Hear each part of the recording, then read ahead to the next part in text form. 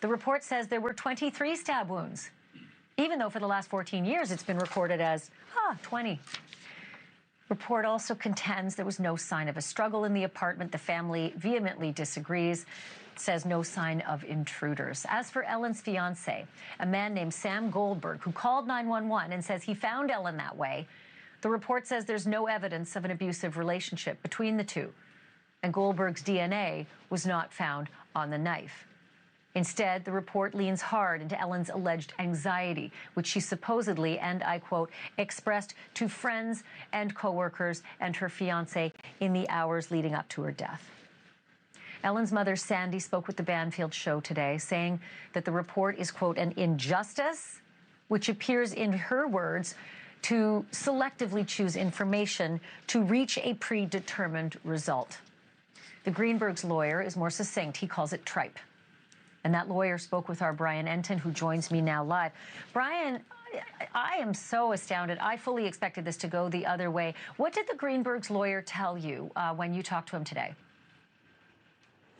Yeah, well, actually, this is one of those cases that we know so well because we've read all the reports. And it's clear when you read over this new medical examiner report from Dr. Lindsay Simon in Philadelphia, the chief medical examiner, that she picked and chose what she wanted to include. And when you think back to just the evolution of this case, Dr. Osborne, the first medical examiner, first calling it a homicide, then switching it to suicide. Then years later, like 6 months ago, he's suddenly back on the record saying, actually, I no longer believe it is a suicide. And this is someone who actually, examined the body, says he doesn't believe it's a suicide anymore. And now today, this new medical examiner, who no one has ever heard of, by the way, including the Greenberg's attorney, who's been on the case since the beginning, knew nothing about this woman, Dr. Simon, suddenly she releases this 31-page report saying,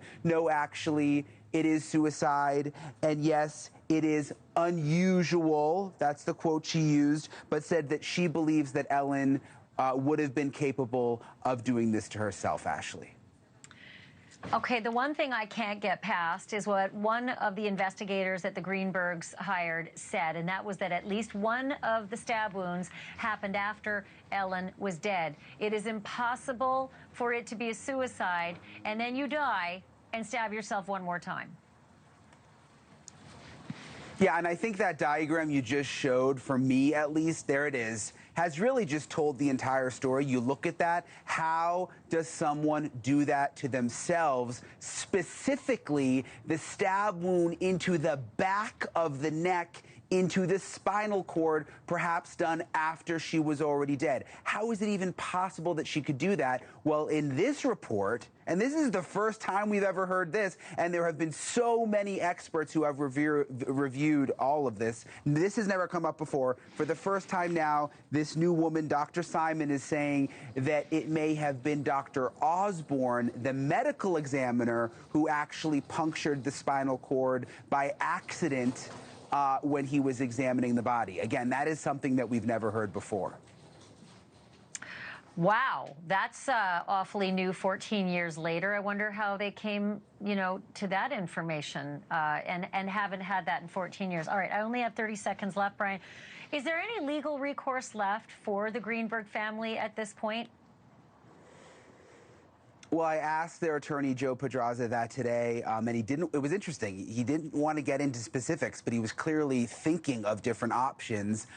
We know that the state could get involved. Look, they don't trust the city of Philadelphia anymore. They don't trust the city police to do a fair investigation. They obviously don't trust the medical examiner's office. But could state police get involved? Could the FBI now get involved? I mean, there's almost 200,000 signatures on a petition that just came out, Ashleigh. There's the Hulu doc that went viral. People are upset about this case, and now for this medical examiner to come out with this report that just says, suicide, nothing to see here after 14 years, the family says they're not giving up. Well, you and I have been upset about it for a long time, and it's about time that the public starts getting upset because, look, transparency, right? That's all we're all asking for. And the more hijinks it seems go on, the worse that this is for everyone. Great work, Brian Entin. Thank you. Keep us posted on every next move. Appreciate it. Thanks, Ash. Thank you for watching. Subscribe below and download our NewsNation app right now on your phone, and you will get fact-based, unbiased news for all Americans.